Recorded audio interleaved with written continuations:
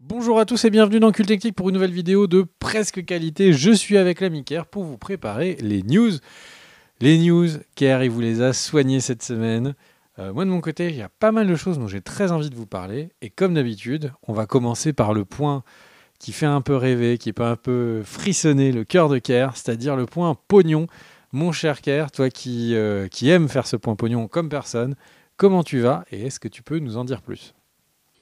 Bah oui, mon cher Greg, mais avant de commencer le point pognon, je voudrais faire un petit message. Bon anniversaire, mon cher Greg! Wouhou! 40 ans, tiens! Souffle! Souffle! Vas-y! Souffle! Attends, bah, on n'a pas de thune pour faire les vrais effets spéciaux, un peu comme Disney. Voilà. Attends, après, Ah, on sait pas, les gens vont peut-être faire des cadeaux de ouf, après on aura peut-être les moyens. Alors on ne dit pas ton âge, mais joyeux anniversaire à toi.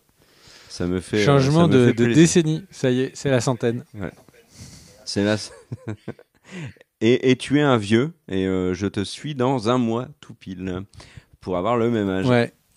Et Voilà, alors, donc c'est un truc n'hésitez de ouf, c'est-à-dire que juste avant de passer les 110, j'étais à fond sur TikTok. Mais vraiment à fond. Je regardais que TikTok. J'étais TikTok et tout. Et le Et lendemain, là, t'es le jour Figaro. d'anniversaire, j'avais mal au dos et je comprenais plus TikTok. Truc de ouf. Enfin, je veux dire, Ouais, truc vraiment chambé. ouais. Ouais, bah écoute. Donc n'hésitez pas dans les commentaires à lui souhaiter un bon anniversaire, mais surtout soyez original et faites-le dans des langues différentes. Ça sera cocasse. Alors précisez la langue, hein, bien évidemment, comme ça on pourra apprendre des choses. Et les commentaires seront un lieu vraiment d'éducation et de partage. Ça sera magnifique, mais bien évidemment, lançons-nous dans le vif du sujet avec le point pognon, mon cher Greg. Et si toi, tu es à la fête, le box-office l'est beaucoup moins, avec un week-end, ma foi, assez mauvais. Nous sommes dans la période particulièrement creuse du box-office et il y avait une grosse sortie ce week-end. Grosse, je ne sais pas, en tout cas, elle était particulièrement musclée puisqu'elle avait dans ses rangs Sylvester Stallone et Jason Statham. C'est bien évidemment Expendables 4. Alors je précise qu'Expendables 4 est donc sorti aux États-Unis, sort en octobre en France. Donc ne soyez pas étonnés si vous ne l'avez pas vu en salle. Beaucoup de gens vont apprendre l'existence de ce film avec cette news, c'est normal. Et le film s'est littéralement vautré au box-office américain avec seulement 8 millions de dollars pour son premier week-end. Disons-le clairement, c'est très mauvais. C'est 2 fois moins que le 3, qui avait déjà été un gros bid. Donc voilà, il a même réussi la belle performance de ne pas réussir à prendre la première place du box-office ce week-end, puisque la Nonne 2, donc le énième spin-off sans intérêt de Conjuring, garde la tête du box-office et a déjà cumulé presque 70 millions de dollars au box-office US. Voilà, mon cher Greg. Petit point pour vous dire que, petite particularité en France, Super Mario reste leader devant Barbie. C'est un des rares pays où Barbie n'a pas pris la tête du box-office de l'année, parce que Barbie est très solidement installée en tête du box-office monde, avec 1,4 milliard et 27 millions, non, 1,427 pour être précis, milliards de dollars de millions. Je suis perdu dans les chiffres, mais c'est pas grave. Super Mario Bros, c'est 1,3 derrière. Et il faut le dire, la carrière d'Oppenheimer touche à sa fin. Et le film de Nolan va s'arrêter aux environs de 930 millions de dollars à travers le monde. Donc le petit miracle du milliard n'aura pas eu lieu. Mais déjà, énorme prestation du film Oppenheimer avec 900 millions de dollars récoltés.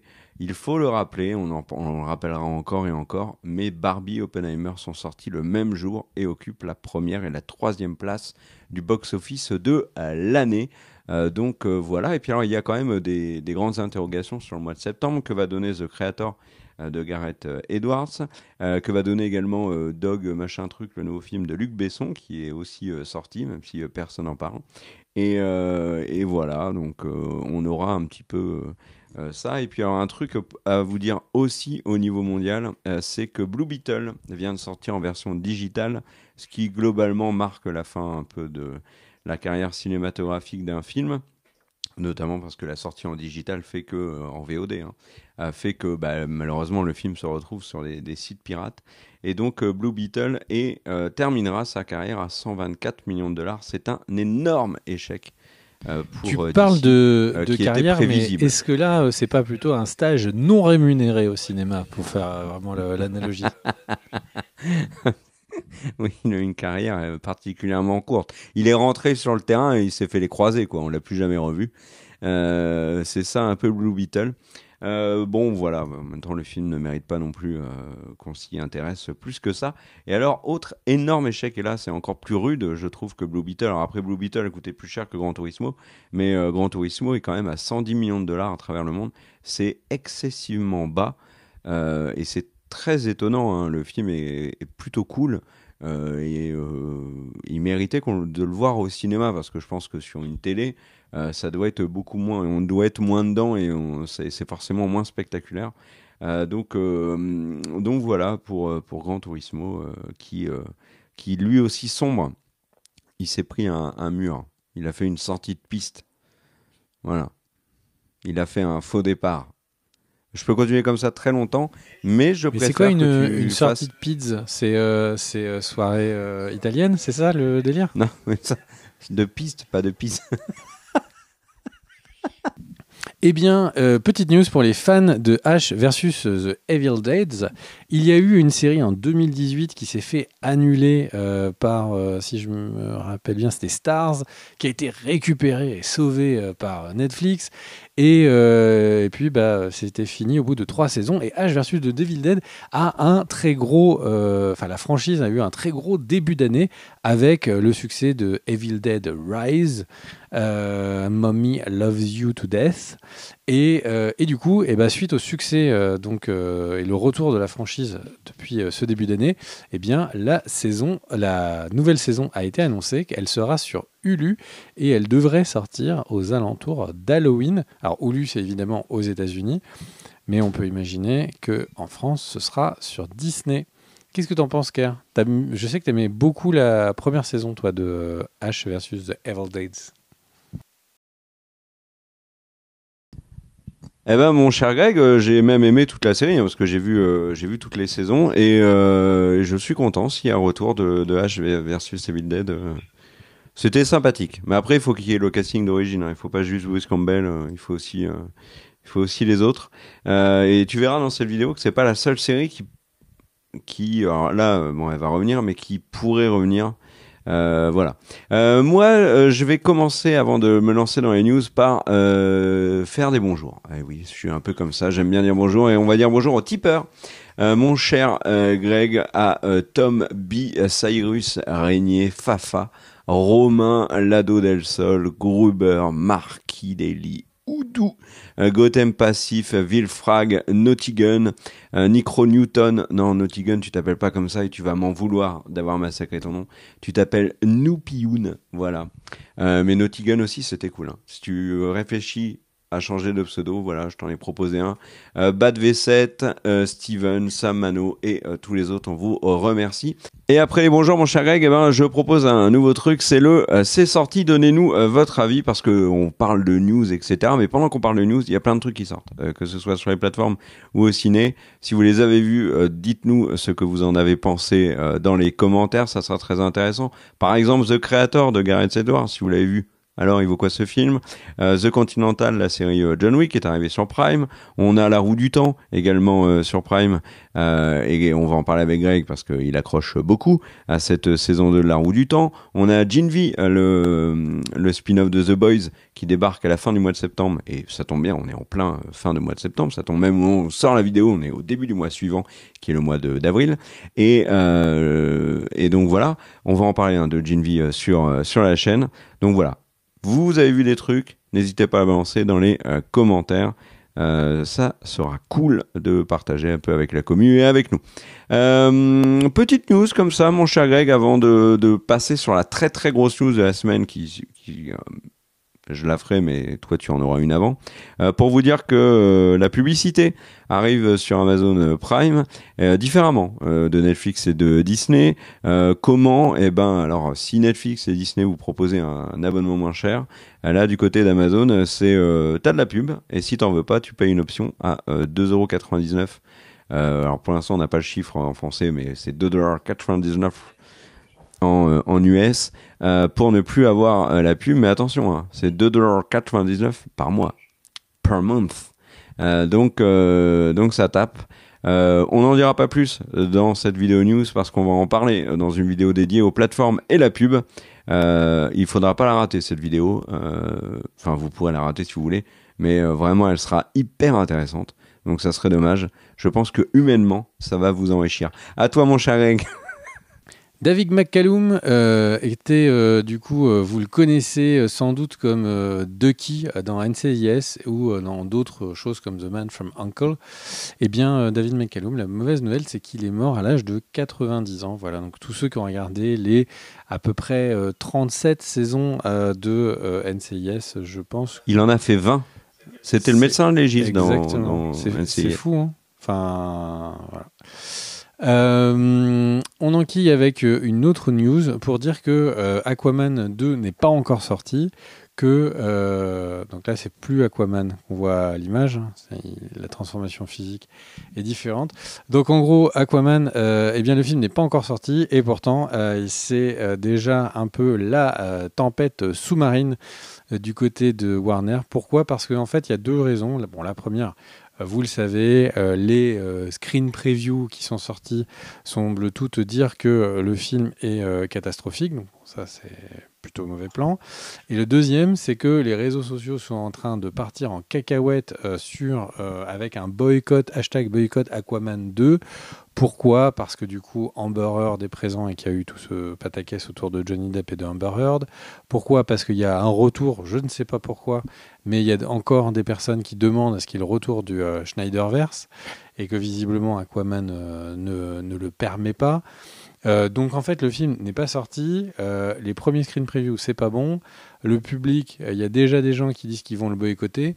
Est-ce qu'il est pas temps, mon cher Kerr, de faire ce fameux reboot où on appuie sur le bouton et on dit on recommence? Je pense que ça devient peut-être important. Après, autant donner sa chance au film, voir est-ce que vraiment il est bien, est-ce qu'il vraiment il est pas bien. Après tout, Amber Heard, bon, Snyderverse c'est une chose, mais Amber Heard c'est une actrice sur un film qui a nécessité le travail de centaines de personnes. Je ne suis pas du tout je serais pas du tout pour boycotter un film pour une personne qui dans sa vie privée a fait X ou Y par rapport aux centaines de familles qui ont vécu sur le travail de ce film. Moi, mon cher Greg, sur cette news, il y a un truc qui m'embête beaucoup, c'est la situation sur Amber Heard. Elle a été coupée en immense partie dans le film suite à l'affaire ultra médiatisée avec Johnny Depp. On est quand même dans une situation qui est devenue ubuesque. C'est la pétition la plus signée de l'histoire sur Internet est une pétition qui réclame que une actrice soit virée d'un film, donc perdre son travail. Je pense que dans le monde, il y a des choses qui nécessitent bien plus de pétitions que ça. On n'est pas avocat, on n'est pas membre du jury, on n'est pas juge, et là on est vraiment parti dans un nouvel appel au boycott sur Aquaman 2 pour Amber Heard. Moi, je prends pas le parti d'Amber Heard ni de Johnny Depp, je m'en fous des deux. Donc, mais le truc, c'est que là, c'est du harcèlement hyper vénère autour de l'actrice et autour de Aquaman 2. Il faut que ça se calme. Et le retour du Snyderverse, c'est un truc que je comprends pas, un peu comme toi. Donc voilà. Alors, mon cher Greg, la grosse news de la semaine, c'est quoi? C'est la fin de la grève des scénaristes. Enfin, les gens l'espéraient pour le retour de leurs œuvres préférées, mais c'était une grève qui était nécessaire et le syndicat des scénaristes, la fameuse guilde WGA, a vraiment l'air satisfaite des accords qui ont été signés avec les studios. Ça a été entériné. On connaît maintenant une grande partie de l'accord. Ça va permettre. Donc la guilde a déjà dit que les scénaristes pouvaient repartir sur leur projet ou se lancer dans de nouveaux projets, signer de nouveaux contrats. Alors, qu'est-ce qu'ils ont gagné globalement ces scénaristes? Une augmentation de salaire, donc ça c'était un des premiers enjeux. Une protection contre l'IA. On a fait une vidéo sur les dangers de l'IA, n'hésitez pas à aller la voir, elle est intéressante sur ce sujet-là. Et il y a également une augmentation, et ça c'était quelque chose d'important, des royalties concernant le streaming, qui était nul hein, et qui là vont être conséquents. Donc il y a eu vraiment un accord qui va dans le sens des scénaristes, ils n'ont pas perdu ce bras de fer. Alors sur l'IA par exemple, l'IA ne peut plus écrire ou réécrire des œuvres littéraires dans le cadre d'adaptation. Le travail d'une IA ne peut pas être considéré comme un matériel source, donc le matériel source doit être créé par un vrai scénariste. Le scénariste peut choisir l'IA qu'il utilise, le studio ne peut plus l'imposer à un scénariste. Donc dans les différentes étapes de processus de scénarisation, s'il y a eu par exemple dans les premières étapes l'utilisation d'IA, le studio a l'obligation de prévenir les scénaristes qui suivent s'il y a eu utilisation ou pas d'IA. Donc voilà, il y a vraiment déjà des garanties contre les IA, donc ça c'est plutôt cool, ça garantit le travail des scénaristes. Ensuite, il y a un truc qui est très important et qui était un des plus gros bras de fer, je pense, c'est que maintenant, autour des royalties, les studios et les plateformes de streaming surtout vont devoir donner à la WGA les audiences qu'ils font tant aux États-Unis qu'à travers le monde. Alors, tout sera sous NDA, ça va pas être public, et donc la WGA va pouvoir dire aux scénaristes si leur œuvre a été un succès ou non. Combien de temps elle a été visionnée dans le monde, etc. Et il y aura des bonus, par exemple, qui vont être distribués aux scénaristes quand une œuvre va avoir un énorme succès dans les 90 jours après sa sortie. Donc on peut par exemple prendre l'exemple de Mercredi sur Netflix, énorme carton au démarrage. Bon, les scénaristes de la saison 2, imaginons de Mercredi, est un carton. Les scénaristes vont récupérer un petit bonus qui peut être assez intéressant. Donc voilà, il y a vraiment des choses qui sont intéressantes. Et puis il y a d'autres garanties. Par exemple, dans la Writers Room, il y a la garantie qu'il y ait au moins 3 scénaristes, y compris le showrunner, pendant au moins 10 semaines. Enfin, il y a plein de choses. Et là, pour les scénaristes, c'est une bonne chose. Et du coup, là, ce qui est marrant, mon cher Greg, c'est qu'avec l'annonce de la fin de la grève, on est reparti dans plein de rumeurs, de projets, de retours, de dates qui sont avancées pour certaines séries et certains films. C'est plutôt cool de voir la machine repartir. Sauf que, en fait, il y a quand même une autre grève qui est là, et ne l'oublions pas, c'est la grève des acteurs qui est en cours. Et cette grève des acteurs, elle ne s'arrête pas du tout. On a vu récemment Pedro Pascal manifester, Bob Odenkirk qui est encore là. Et alors on a appris un truc qui est quand même assez dingue, c'est c'est pas qu'on a appris, mais là ça a été confirmé. Il n'y a pas eu de réunion réelle entre le syndicat donc SAG-AFTRA et les studios depuis juillet. Donc c'est vraiment bloqué. Voilà. Donc peut-être qu'au moment où la vidéo sortira, la grève des acteurs sera terminée, mais pour l'instant c'est pas le cas et ça n'en prend pas cette direction-là, mon cher Greg, mon cher Greg. Ah oui, mais je parlais de grève donc. Je réponds pas, je suis en grève. Et puisqu'on parle de grève, mon cher Greg, tu en parlais dans la précédente vidéo et c'est en train de prendre de plus en plus forme, mais la SAG-AFTRA intervient maintenant également dans le monde du jeu vidéo. Au début, il laissait les acteurs qui donnent leur apparence à des personnages comme par exemple Norman Reedus dans Death Stranding, Léa Seydoux, etc. Ils pouvaient continuer de travailler sur les différents projets vidéoludiques. Là maintenant, ça va être terminé. Pareil pour le doublage.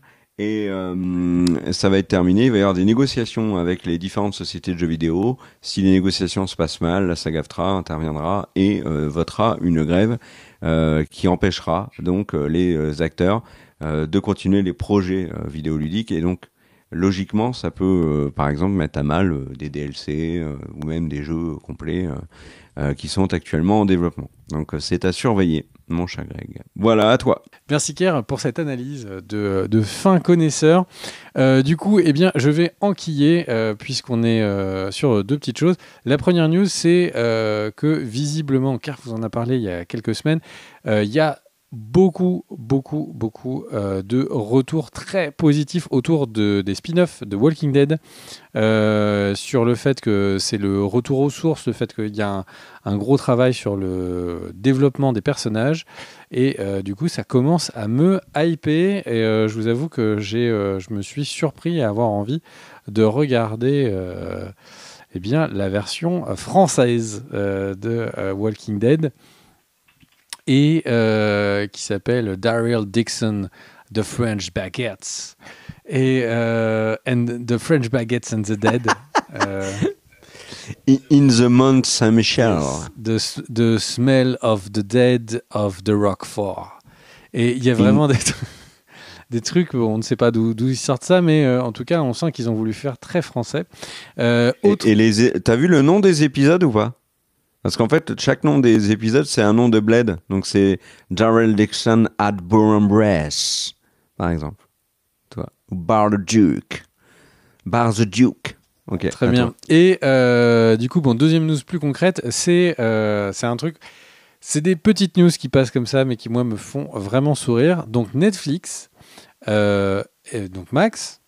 Disney Plus, et également, attendez, donc là c'est un accord qui a été fait, et plus qu'un accord, c'est une structure qui a été montée par Netflix, Max, Disney Plus, il y a Afroland TV, American U Network et Bet Plus, Discovery Plus, For Us by Earth Network, MPA, Motor Trend, Paramount Plus, Peacock et Pluto TV, Telemundo, Televisia, Universal, Vol TV et VIX. Et là, vous vous dites, mais c'est des concurrents, comment est-ce qu'ils peuvent faire quelque chose comme ça ensemble? Eh bien, ils sont allés plus loin. En fait, ils ont carrément fait une association, donc, qu'ils appellent une alliance commerciale, qui est donc commune. Ils ont mis à la tête de cette alliance commerciale un ancien républicain qui s'appelle Fred Upton, et un ancien président démocrate par intérim du FCC qui est Mignon Stiblum, et qui vont être donc les deux représentants principaux de la coalition. Et là vous vous dites, mais what the fuck? Eh bien en fait, donc, cette alliance, donc on a bien dit, tous les streamers se sont alliés ensemble, ils ont mis un ancien politique républicain, un ancien politique démocrate, pour faire quoi? Eh bien pour faire du lobby auprès des États-Unis, pour pouvoir changer les règles de diffusion et des accords, pour que les accords actuels, qui sont vraiment historiquement faits en faveur des chaînes de télé, soit plus intéressant, moins taxé, et d'une manière générale à l'avantage donc de cette coalition du streaming. Et ce qui est assez marrant, c'est qu'elle a été créée juste après la Coalition for Local News, et en gros c'est 600 chaînes de télévision locales aux américaines qui se sont mis ensemble pour faire une grosse coalition également, pour plaidoyer, parce qu'en fait en gros, l'équivalent de l'entité qui contrôle justement les accords, comment les deals sont, comment est-ce qu'on peut acheter une série, vendre une série, la diffuser sur une plateforme et tout. Et en fait, les différentes plateformes de streaming avaient trouvé une astuce qui leur permettait de négocier avec directement les grands networks sans passer par les chaînes câblées, ce qui était obligé avant. Et du coup, donc, les petites chaînes se sont armées juridiquement contre ça. Et les streamers, en fait, ce qui est assez marrant, c'est que on peut les voir comme des ennemis, mais quand il faut faire de l'argent, là, bras dessous, on va péter la gueule aux petites chaînes de télé américaines. Et voilà, moi je trouve que c'est une belle histoire d'amitié, une belle histoire de sportive où tout le monde se serre les coudes. Quand il y a du dollar à se faire, eh bien, d'un seul coup, il n'a plus de couleur. Je trouve ça pas mal. Kerr, qu'est-ce que tu en penses un petit peu de cette alliance inattendue entre toutes ces plateformes de streaming? Bah, c'est beau, c'est comme disait Supergirl, c'est le pouvoir de l'amour. Et je pense que c'est un fondamental. Voilà. Et puisqu'on parle d'amour et moi j'ai une info à vous donner, c'est qu'il y aura une série Halloween avec Michael Myers. On ne sait pas où, puisqu'actuellement il y a une guerre entre différents studios pour en obtenir les droits d'adaptation. Mais en tout cas, voilà, sachez qu'une série Halloween est en développement. Est-ce que ça t'intéresse ou genre pas du tout? Eh bien, du coup, vraiment, Kerr, absolument pas. J'avoue que j'ai même pas vu les films Halloween, donc là, vraiment, tu parles à quelqu'un qui est très très loin de tout ça. Bah, j'enchaîne mon cher Greg avec une news qui, moi, ne m'enchante pas, en tout cas un projet qui ne m'enchante pas, qui a vraiment suivi l'annonce de la fin de la grève des scénaristes. Genre quelques minutes après, pouf, il y avait cette info qui n'en est pas vraiment une parce qu'il n'y a pas encore eu d'officialisation, mais on sait que c'était un projet qui était déjà sur la table. C'est quoi? C'est un reboot de The Office US. Là, le projet serait entre les mains de Greg Daniels, qui était le showrunner de la version anglaise de la série. Donc voilà, un reboot de The Office, c'est extrêmement compliqué, hein. Dites-nous ce que vous en pensez, mais sans Steve Carell, déjà la série sur les fins de saison, sur la fin de la série, sur les dernières saisons, on s'en sortait bien évidemment, parce qu'on était attaché au casting, mais c'était déjà sans Steve Carell, et là il va falloir changer tout le monde. Donc moi le projet me chauffe pas du tout. Il y a plein d'autres choses à faire avant de refaire un reboot de The Office, mon cher Greg. Et alors, autre news sur une série télé qui m'intrigue beaucoup, et là j'aimerais ton avis. Deadline annonce que Squid Game saison 2 ne sera pas diffusée de manière classique par Netflix. En fait, au lieu d'être toute la saison pour permettre un binge-watching, là, ils vont diffuser par lot d'épisodes. Ce qui me fait beaucoup penser à la manière de diffuser de Canal, par exemple. Canal, là, leur nouvelle série 66.5, c'est mais même les autres, hein, c'est 2 épisodes par 2 épisodes. Peut-être que ils vont faire un peu comme ils ont commencé à faire avec The Witcher et qu'ils vont ils vont le faire sur plein d'autres séries. Et commencer vraiment avec Squid Game saison 2, c'est on diffuse par exemple 3-4 épisodes, puis on fait une pause d'un mois, puis 3-4 épisodes, etc., etc., pour permettre de faire monter un peu la hype, etc., etc. T'en penses quoi de cette info? Moi, je pense que ils auraient tort de s'en priver. Ça permet de justifier parce qu'ils font plus que des pauses, hein. Généralement, c'est carrément un mois pour être sûr que ton abonnement est justifié sur 2 mois. C'était pas déjà le cas d'ailleurs sur la dernière saison de Stranger Things. C'était pas diffusé en une fois, si je me trompe pas. La saison 4, non. Non, c'était en 2 parties déjà. C'est ce que Netflix appelle partie 1, partie 2. Là, à mon avis, ils vont plus appeler ça en partie. Ils vont carrément dire, on le diffuse 3-4 épisodes, puis le mois suivant. Je pense The Witcher, hein. The Witcher, c'est le bon exemple. C'est pour ça que ça répond à 2 problèmes. Le premier problème, c'est que ça veut dire que ça va permettre que pendant que la deuxième partie, la post-production est en cours, ils peuvent déjà diffuser la partie 1. Parce qu'on rappelle, toutes les productions ont pris beaucoup de retard pendant le Covid. Et la deuxième raison, c'est simplement, voilà, on paye 2 mois d'abonnement pour regarder partie 1, partie 2. Et eux, ils sont très très très contents de pouvoir justifier 2 mois. T'as une seule série, mais qui te justifie 2 mois. C'était pas la promesse de Netflix, mais c'est le cas actuellement. Et là, maintenant, tu me demandes qu'est-ce que moi j'en pense. En vrai, moi, ça me va bien. Parce que c'est vrai que quand t'as 12 épisodes, encore pire quand c'est 20 épisodes qui sortent d'une série à regarder dans un week-end, c'est presque, quand t'es à fond, c'est presque une torture. Donc là, c'est pas mal, on temporise, on regarde un petit peu, on voit la saison 2. Ce qui est marrant, c'est quand une série comme The Witcher a une très mauvaise première partie de saison, et du coup il y a beaucoup de gens qui ont lâché la dernière saison sur la première partie, alors que la deuxième partie est beaucoup mieux. Mais bon, voilà, c'est la vie. T'as une autre news, mon Chaka ?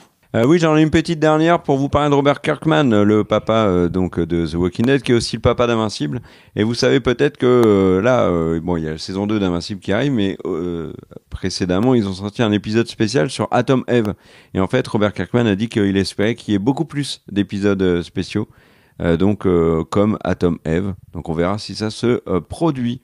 Voilà, j'en ai terminé pour mes news, mon cher Greg.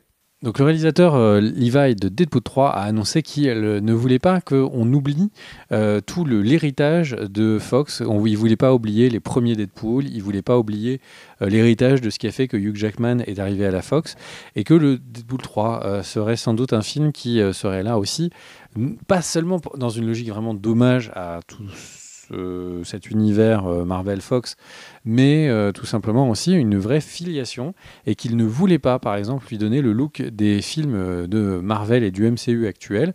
Notamment, il a tourné volontairement le moins possible avec des fonds verts pour ne pas donner ce côté un peu tout est fait en 3D que peuvent avoir les films Marvel à l'heure actuelle. Et du coup, il dit que c'est pour ça qu'il est un peu mortifié que justement on ait ces images qui est leakées. Mais c'est quelque chose dont il est fier, de se dire que son film aura un vrai look. C'est assez marrant parce que du coup, on a vraiment un réalisateur d'un film MCU qui dit qu'il est très fier que son film ne ressemble pas au MCU. Ce qui est assez cocasse. C'est dingue hein, le tacle. Hein. Ouais, j'ai lu son interview, j'ai trouvé le tacle sur le MCU en disant moi je suis vraiment content qu'il n'y ait pas de fond vert comme dans le MCU. C'est hyper étonnant quand même. On sent vraiment de toute façon que Deadpool 3 sera complètement à part. Hein. Ils arriveront jamais à le raccorder, puis vu les délires qu'ils sont en train de faire avec le casting, faire revenir tous les anciens, ouais. Ouais, Electra et compagnie. Ouais. Si vraiment il faut revenir Ben Affleck en Daredevil, par exemple, bon, ça sera vraiment un film à part.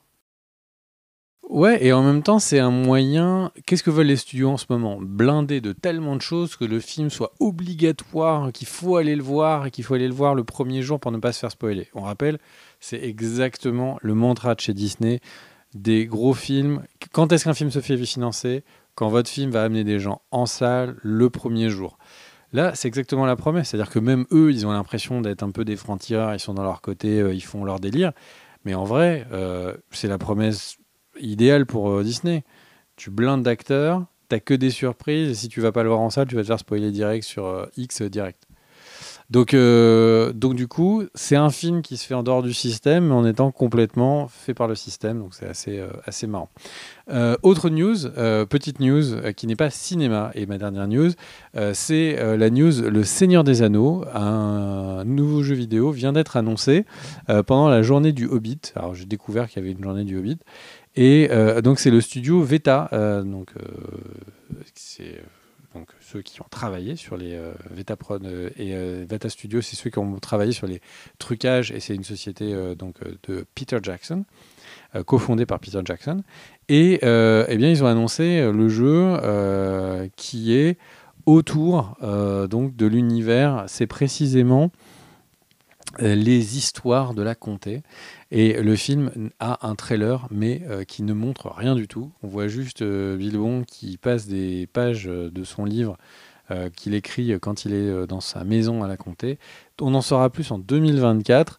Mais voilà, je trouvais ça sympa de voir que le Hobbit allait avoir un nouveau jeu.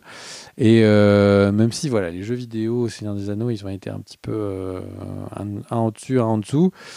Mais bon, fan de la licence, ça me fait toujours plaisir de voir qu'il y a du contenu. J'espère juste que ce sera de qualité.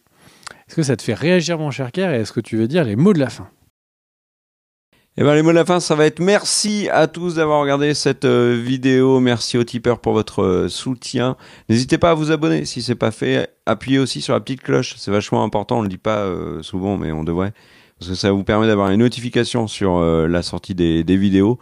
Donc, pour pas les louper. Et puis, on vous souhaite à tous et à toutes une formidable fin de journée. Des bisous. Ciao!